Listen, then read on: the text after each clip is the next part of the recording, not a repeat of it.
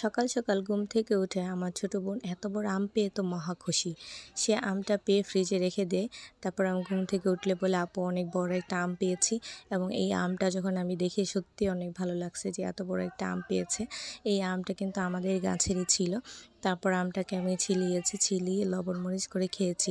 বিশ্বাস করেন এতটা টেস্ট ছিল আমটা, একদম টক ছিল না এবং মিষ্টি ছিল খেতে আমটা। আমরা সবাই তো অনেক মজা করে খেয়েছি। আর এরকম কাঁচা আম লবণ মরিচ দিয়ে খেতে কারা পছন্দ করেন কমেন্ট করে জানাবেন।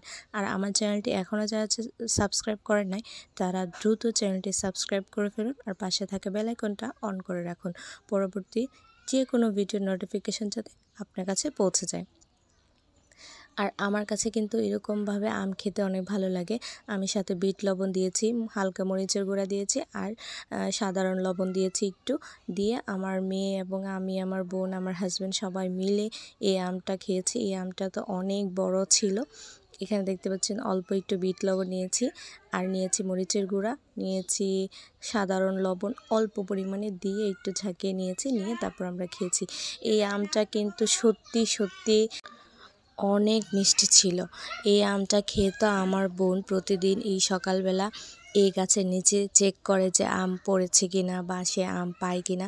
এই আমটা যখনই পায় তখনই তার মুখে একটা মিষ্টি হাসি থাকে এবং আমটা ছিলিয়ে দেওয়ার জন্য বারবার বলে যে আমটা ছিলিয়ে দাও।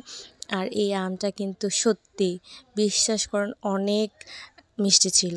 আর এরকম আম কারা খান কমেন্ট করে জানাবেন। ধন্যবাদ।